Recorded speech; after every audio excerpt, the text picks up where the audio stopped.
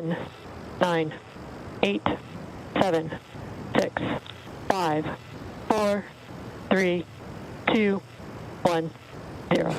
Ignition. Liftoff. And resilience rises. Not even gravity contains humanity when we explore as one for all.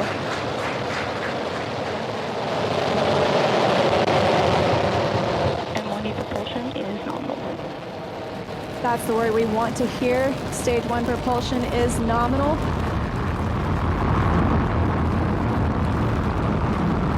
As 30 seconds into this historic mission, flying crew on board Dragon and Falcon 9. Stage 1 is preparing to throttle down. This is in preparation for max Q, which is maximum aerodynamic pressure. Stage 1, throttle down. There's that call out for throttle down.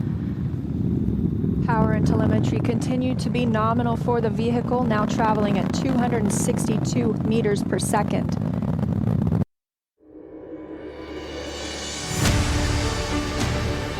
Let's throttle up. Hi everyone and welcome to Backstory. I'm Dana Lewis. 4 astronauts successfully took off in NASA in SpaceX's historic first commercial flight to the International Space Station on November the 15th. Why does it matter? Well, beyond the fact that, if you like space travel and you like space exploration, it's very cool to see that rocket that is paid for by Elon Musk and NASA to kick off the launch pad and carry those astronauts back to the International Space Station. This is a new era in space where commercial enterprise, working with NASA, is now pushing back to the International Space Station. And the Americans, who have had to pay the Russians some $80 million per mission to take them into space, because the shuttles were grounded long ago, suddenly now have a path back to the International Space Station, and then NASA will push out from there to moon missions and Mars missions. And it's the beginning of something new between this partnership between commercial enterprise and NASA. It is ironic that when I was a Russia correspondent, based in Moscow for NBC News in Russia, and I was covering Space Station Mir, that's the one that preceded the ISS, that NASA wouldn't absolutely look at any commercial partnerships. None of them. And yet they were running out of money. The shuttles were getting into trouble eventually. Mir was deorbited by the Russians, and suddenly the Americans didn't have their own spacecraft to get them up to the International Space Station and beyond. So here we are, and I want to introduce you in a moment to someone who was involved in those early missions with the Russians to try and introduce commercial space travel instead of taxpayers having to fund everything. And here's the irony. The Soviet Union, which, don't forget, we were in a huge competition with in the 60s and 70s for getting to space, being the first to the moon. They were in space, by the way, the first, with their first manned mission with Yuri Gagarin, the cosmonaut. Isn't it ironic that this was a competition between democracy and capitalism versus communism? And yet, ironically, you're about to hear how the Russians, after the fall of the Soviet Union and communism, were in fact the first ones to pave the road towards commercial space travel. And the Americans and NASA absolutely rejected the idea.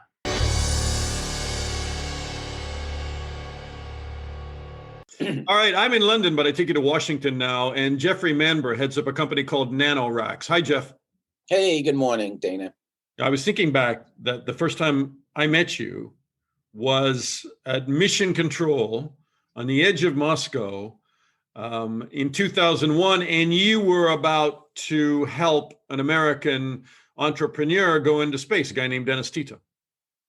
Yeah, it was, if I may, if this is allowed in journalism, we met 1 year before when we were sending the Russian crew to the Mir space station.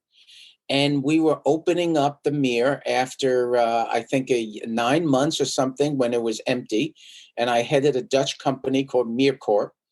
And I'm pretty sure that you were present in the mission control room. And I remember I was scared out of my mind. And we were sending 2 Russian cosmonauts to the Russian space station, Mir. And it was the first and still only, as we do this recording, human being sent on a commercial mission with total private funding. And the Dennis Tito was a year later. You're right. And because we as American correspondents were called out to the Mission Control Center every time there was a burp on Mir, and there was a lot of them. I mean, there was a fire, and there were so many different incidents with Mir. And then what was interesting, I was taking a look back, and it's interesting in talking to Jeffrey Manber, is that, in fact, the Russians had a company called Energia. And Energia, and Jeffrey, you can explain it, but while NASA said no commercialization, Energia became, from post-Soviet period, became a private enterprise, in effect. And not even in effect. I mean, you have to remember, this is now, Dana, going way back. But after the collapse of the Soviet Union, Gorbachev privatized and wanted to privatize the few world-class markets that Russia had. One was the Bolshoi Ballet, and it went private. One was Aeroflot, and it went private. And the third was space. And so they knew they had an internationally accepted industry that would find customers in the West. Because they didn't want to fund it anymore. Government just didn't want to pay want to pay the bill. Well, I don't care the reason.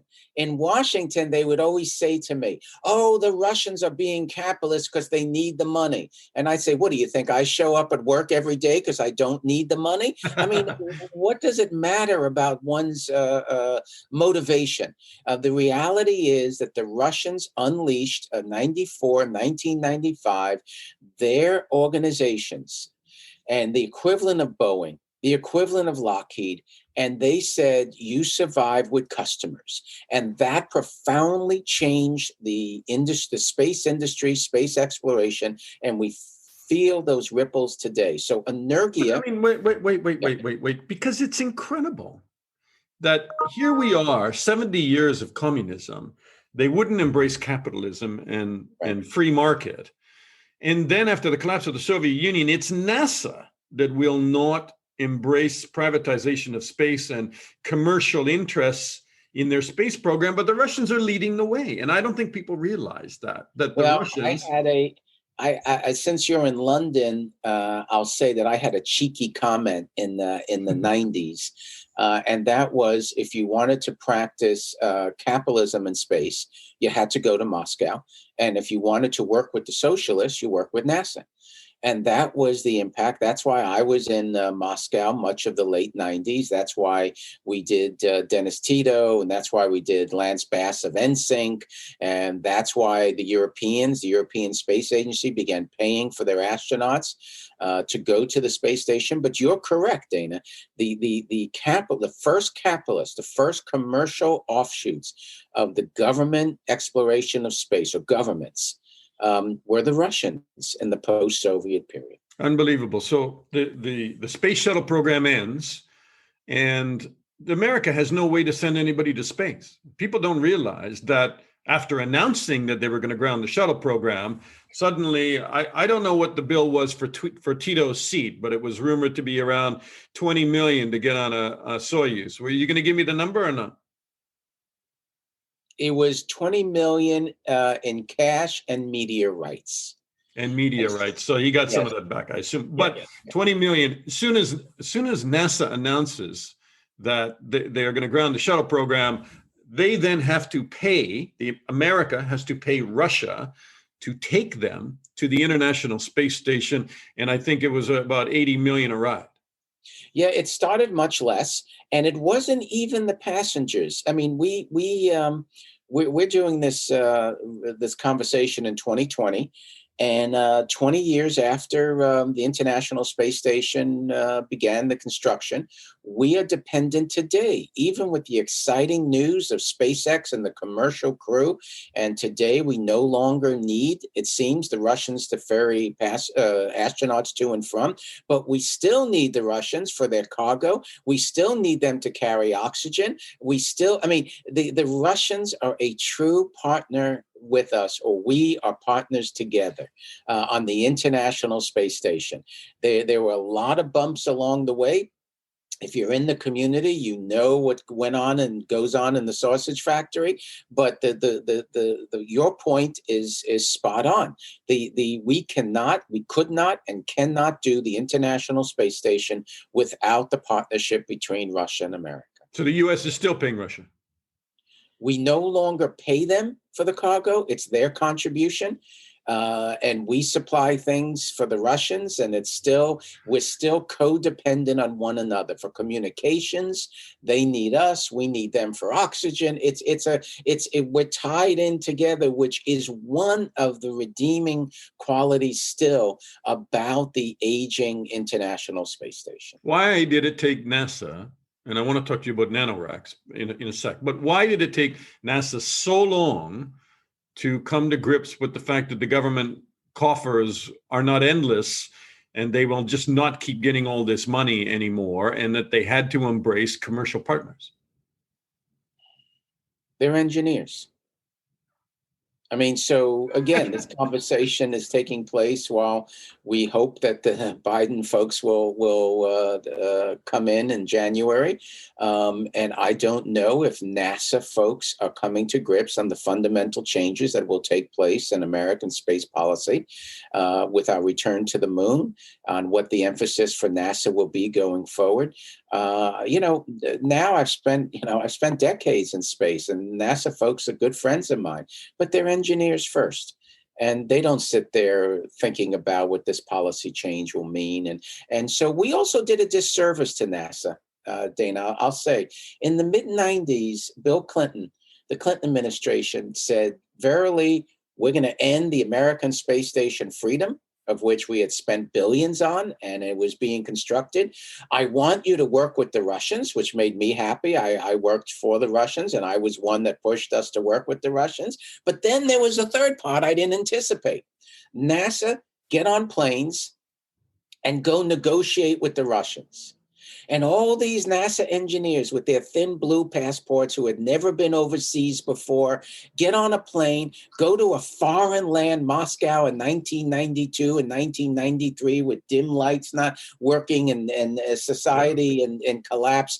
And they come from Texas and Florida and Alabama, and they never met international people. And who do they meet on the other side? Russians that had been schooled in negotiations with Americans, that had hired people like me to advise them on how to work with America. And it was a catastrophe. It was just, in the beginning, it was so my heart goes out. And I would go to the White House in the Clinton time and say, guys, you realize you're sending NASA engineers to negotiate with very sophisticated people? Yeah. Don't worry, we'll take care of it. Don't. What was if you were to give me an example of the catastrophe, where did the Russians get the edge?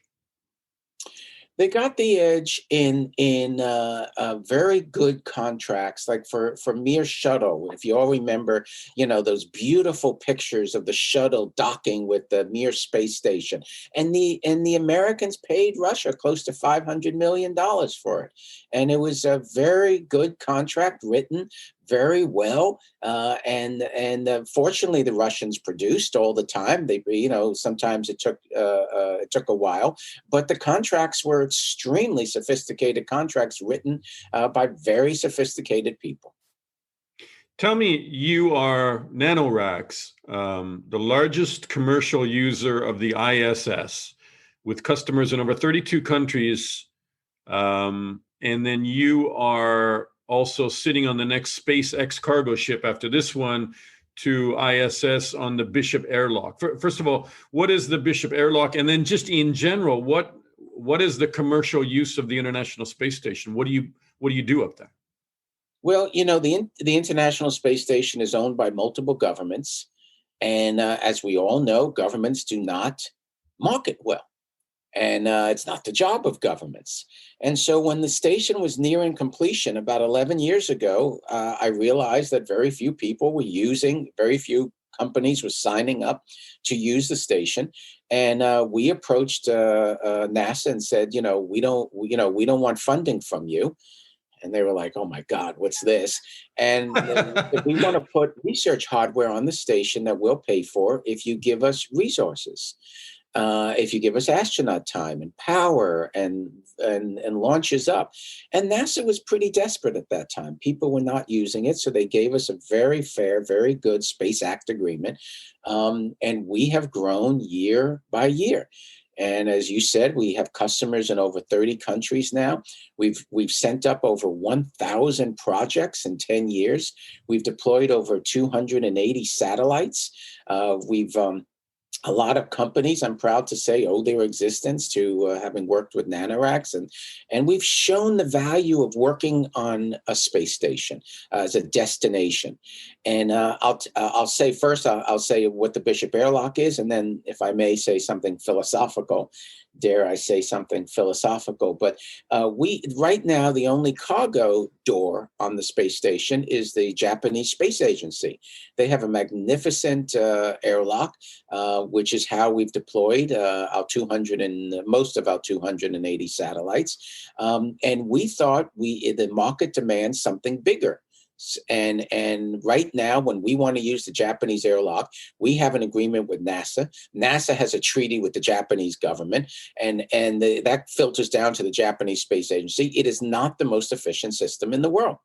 And so we went to NASA about 4 years ago and said, we will self-fund an airlock.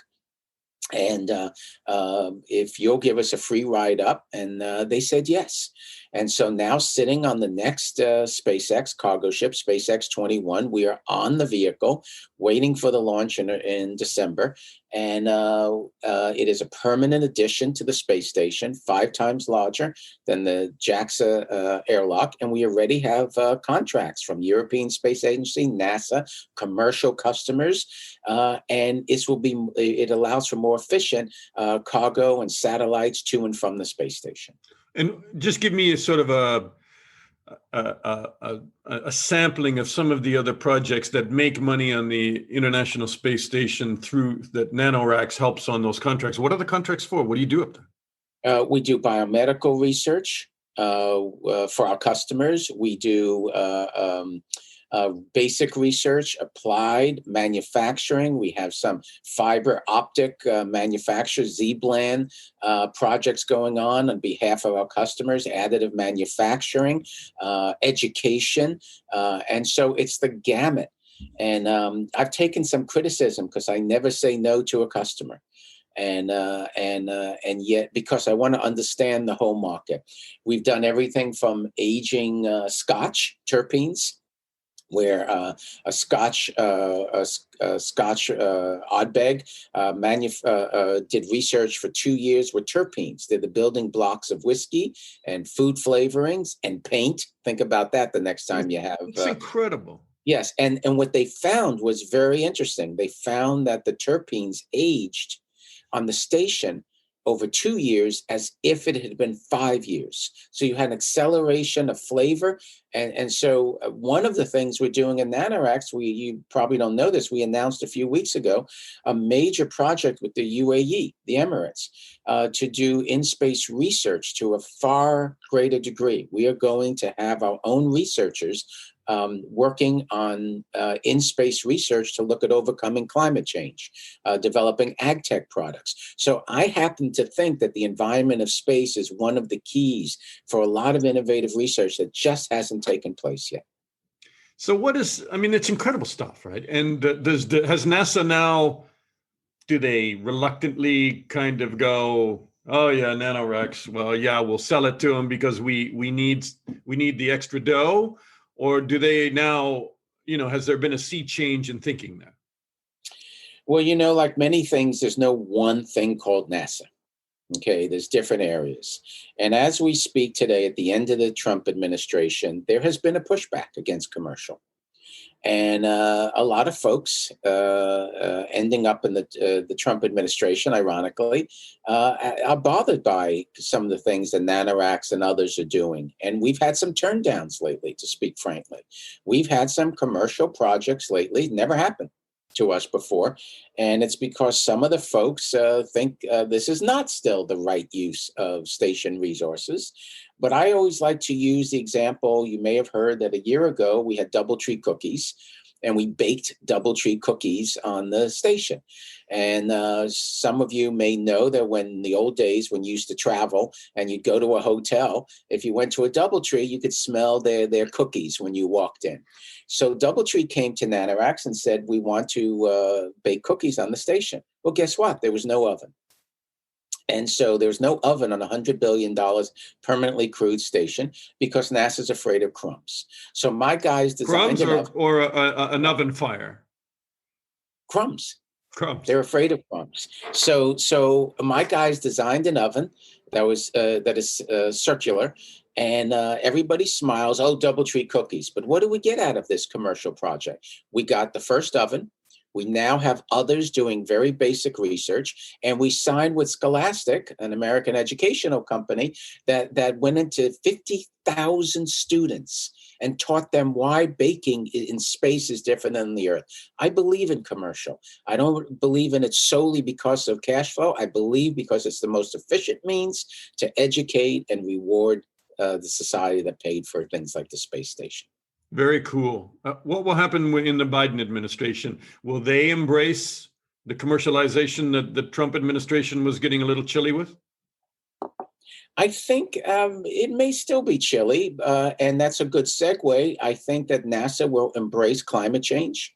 I think that they will want NASA to be part of the solution via Earth Sciences. I'm very excited with our UAE announcement on the Starlab Research Center, where we'll have 15, 20 researchers looking at ag tech innovation, using the environment of space to green the deserts of Earth.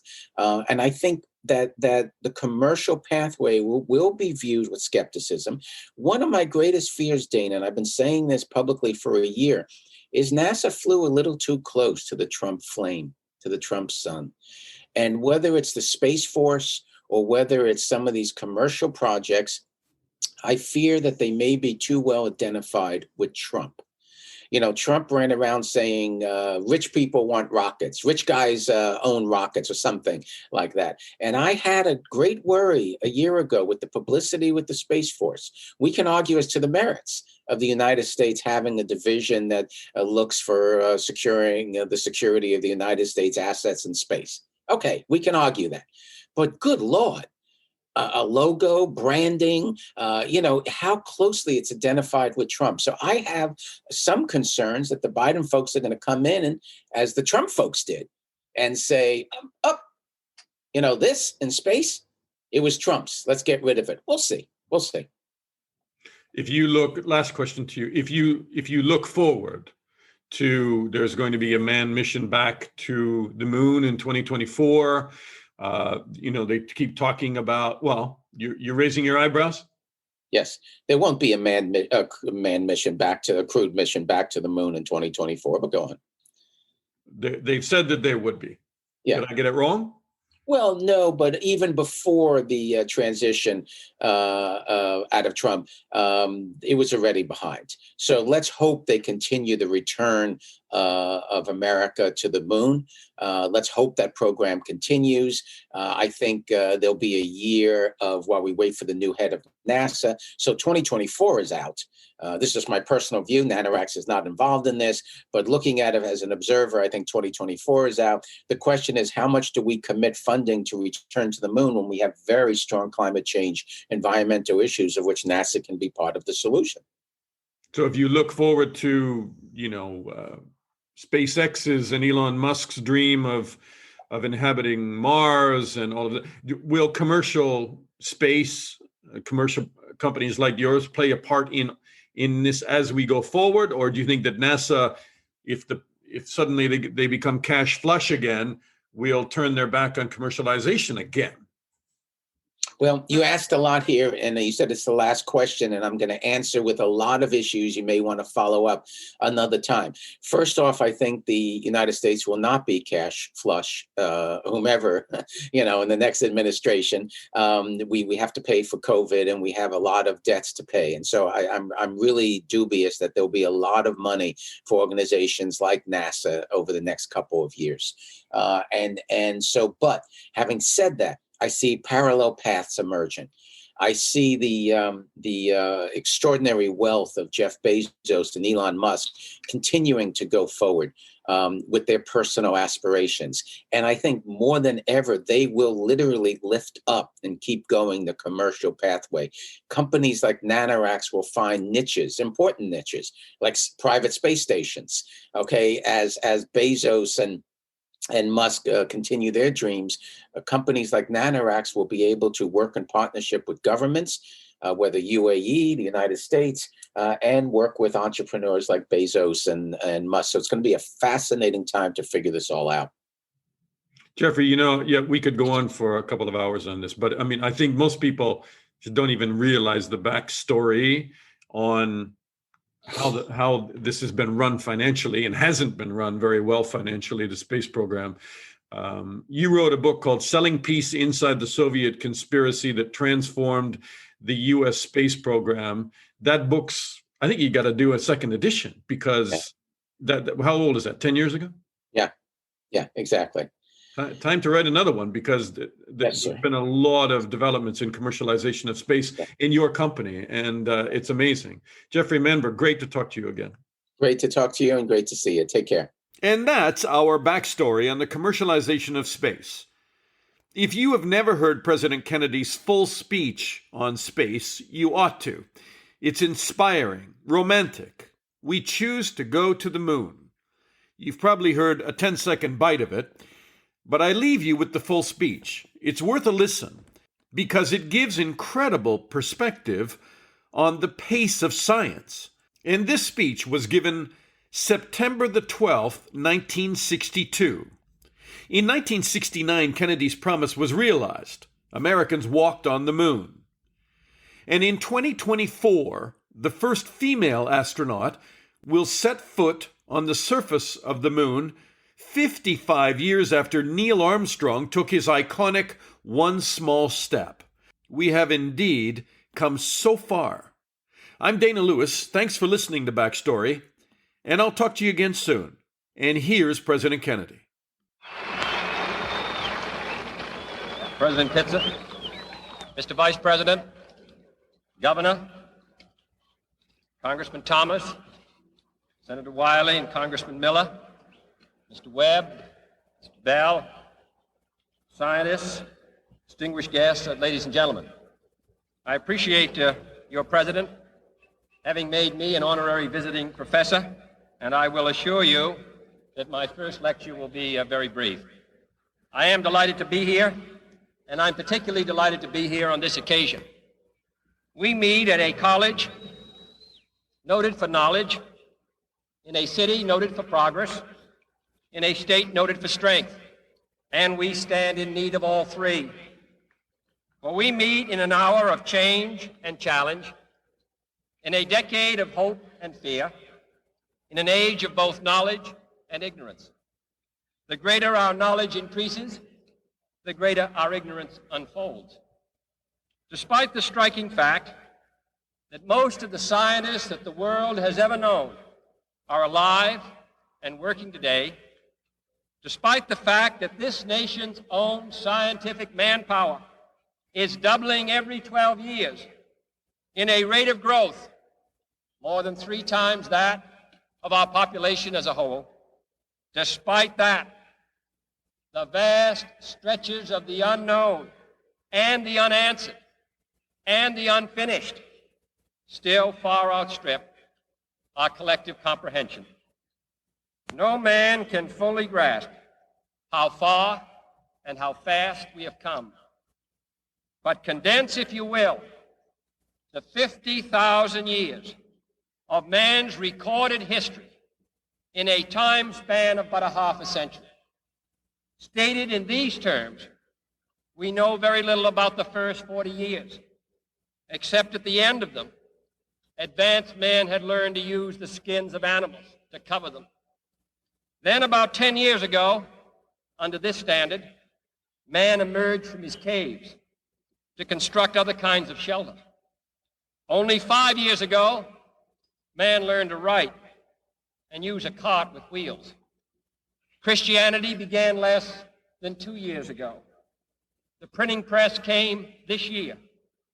And then less than 2 months ago, during this whole 50-year span of human history, the steam engine provided a new source of power. Newton explored the meaning of gravity. Last month, electric lights and telephones and automobiles and airplanes became available. Only last week did we develop penicillin and television and nuclear power. And now, if America's new spacecraft succeeds in reaching Venus, we will have literally reached the stars before midnight tonight. This is a breathtaking pace, and such a pace cannot help but create new ills as it dispels old. New ignorance, new problems, new dangers. Surely the opening vistas of space promise high costs and hardships, as well as high reward. So it is not surprising that some would have us stay where we are a little longer, to rest, to wait. But this city of Houston, this state of Texas, this country of the United States was not built by those who waited and rested and wished to look behind them.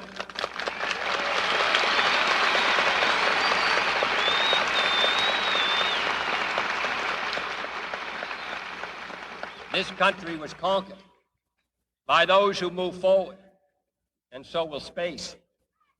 William Bradford, speaking in 1630 of the founding of the Plymouth Bay Colony, said that all great and honorable actions are accompanied with great difficulties, and both must be enterprised and overcome with answerable courage. If this capsule history of our progress teaches us anything, it is that man in his quest for knowledge and progress is determined and cannot be deterred. The exploration of space will go ahead, whether we join in it or not. And it is one of the great adventures of all time. And no nation which expects to be the leader of other nations can expect to stay behind in this race for space. Those who came before us made certain that this country rode the first waves of the Industrial Revolution, the first waves of modern invention, and the first wave of nuclear power. And this generation does not intend to founder in the backwash of the coming age of space. We mean to be a part of it. We mean to lead it.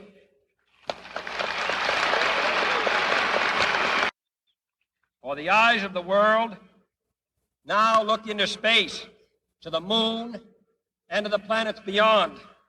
And we have vowed that we shall not see it governed by a hostile flag of conquest, but by a banner of freedom and peace. We have vowed that we shall not see space filled with weapons of mass destruction, but with instruments of knowledge and understanding.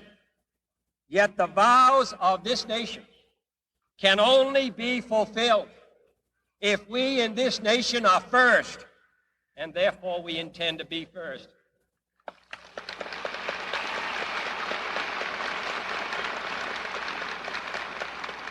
In short, our leadership in science and industry, our hopes for peace and security, our obligations to ourselves as well as others, all require us to make this effort, to solve these mysteries, to solve them for the good of all men, and to become the world's leading spacefaring nation.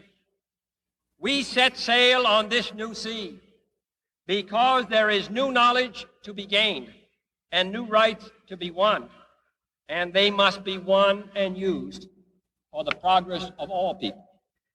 For space science, like nuclear science and all technology, has no conscience of its own. Whether it will become a force for good or ill depends on man. And only if the United States occupies a position of preeminence can we help decide whether this new ocean will be a sea of peace or a new terrifying theater of war. I do not say that we should or will go unprotected against the hostile misuse of space any more than we go unprotected against the hostile use of land or sea. But I do say that space can be explored and mastered without feeding the fires of war, without repeating the mistakes that man has made in extending his writ around this globe of ours. There is no strife, no prejudice, no national conflict in outer space as yet. Its hazards are hostile to us all. Its conquest deserves the best of all mankind, and its opportunity for peaceful cooperation may never come again. But why, some say, the moon? Why choose this as our goal? And they may well ask, why climb the highest mountain? Why, 35 years ago, fly the Atlantic? Why does Rice play Texas? We choose to go to the moon. We choose to go to the moon.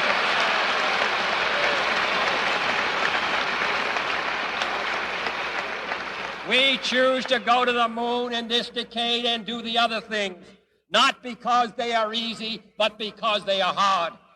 Because that goal will serve to organize and measure the best of our energies and skills. Because that challenge is one that we're willing to accept, one we are unwilling to postpone, and one we intend to win, and the others too. It is for these reasons that I regard the decision last year to shift our efforts in space from low to high gear as among the most important decisions that will be made during my incumbency in the office of the presidency. In the last 24 hours, we have seen facilities now being created for the greatest and most complex exploration in man's history. We have felt the ground shake and the air shattered by the testing of a Saturn C-1 booster rocket, many times as powerful as the Atlas which launched John Glenn, generating power equivalents to 10,000 automobiles with their accelerator on the floor. We have seen the site where 5 F-1 rocket engines, each one as powerful as all 8 engines of the Saturn combined, will be clustered together to make the advanced Saturn missile, assembled in a new building to be built at Cape Canaveral, as tall as a 48-story structure, as wide as a city block, and as long as 2 lengths of this field. Within these last 19 months, at least 45 satellites have circled the Earth. Some 40 of them were made in the United States of America, and they were far more sophisticated and supplied far more knowledge to the people of the world than those of the Soviet Union. The Mariner spacecraft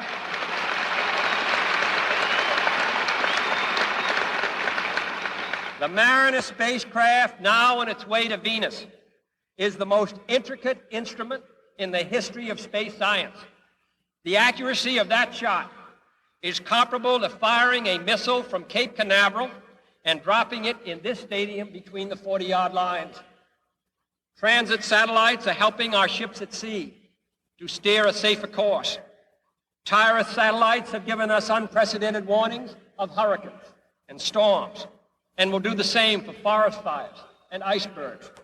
We have had our failures, but so have others, even if they do not admit them, and they may be less public. To be sure,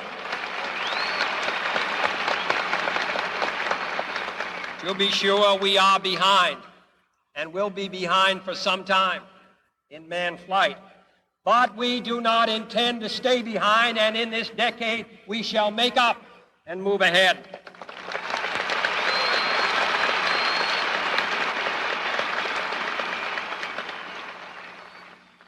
The growth of our science and education will be enriched by new knowledge of our universe and environment, by new techniques of learning and mapping and observation, by new tools and computers for industry, medicine, the home, as well as the school.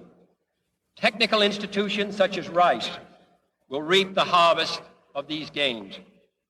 And finally, the space effort itself, while still in its infancy, has already created a great number of new companies and tens and thousands of new jobs. Space and related industries are generating new demands in investment and skilled personnel, and this city and this state and this region will share greatly in this growth. What was once the furthest outpost on the old frontier of the West will be the furthest outpost on the new frontier of science and space. Houston,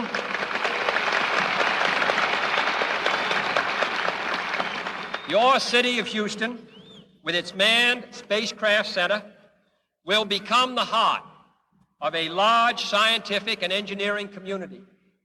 During the next 5 years, the National Aeronautic and Space Administration expects to double the number of scientists and engineers in this area, to increase its outlays for salaries and expenses to $60 million a year, to invest some $200 million in plant and laboratory facilities, and to direct or contract for new space efforts over $1 billion from this center in this city. To be sure, all this costs us all a good deal of money. This year's space budget is 3 times what it was in January 1961, and it is greater than the space budget of the previous 8 years combined.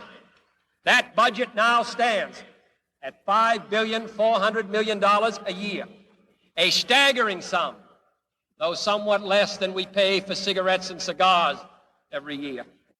Space expenditures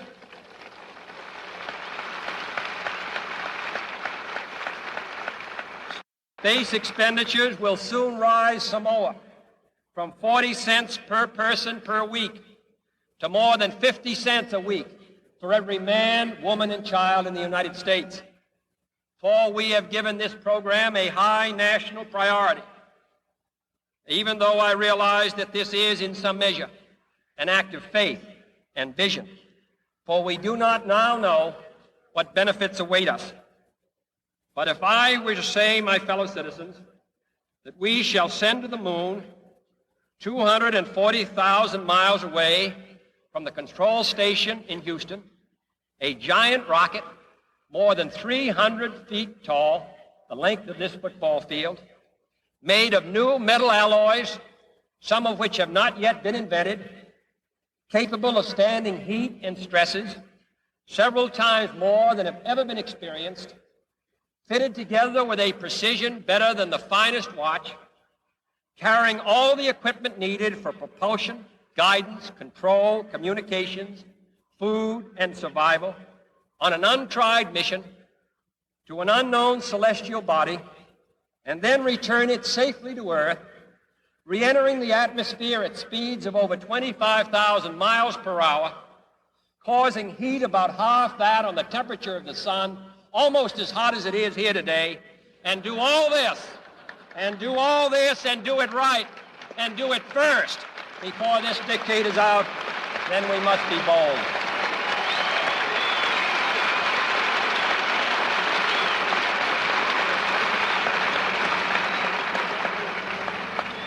I'm the one who's doing all the work, so we're just going to stay cool for a minute. However, I think we're going to do it. And I think that we must pay what needs to be paid. I don't think we ought to waste any money, but I think we ought to do the job. And this will be done in the decade of the 60s. It may be done while some of you are still here at school at this college and university. It will be done during the terms of office of some of the people who sit here on this platform. But it will be done. And it will be done before the end of this decade. And I am delighted that this university is playing a part in putting a man on the moon as part of a great national effort of the United States of America.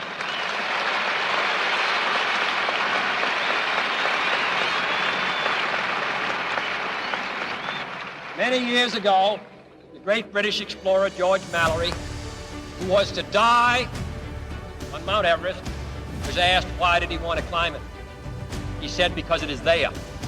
Well, space is there, and we're going to climb it. And the moon and the planets are there, and new hopes for knowledge and peace are there. And therefore, as we set sail, we ask God's blessing on the most hazardous and dangerous and greatest adventure on which man has ever embarked. Thank you.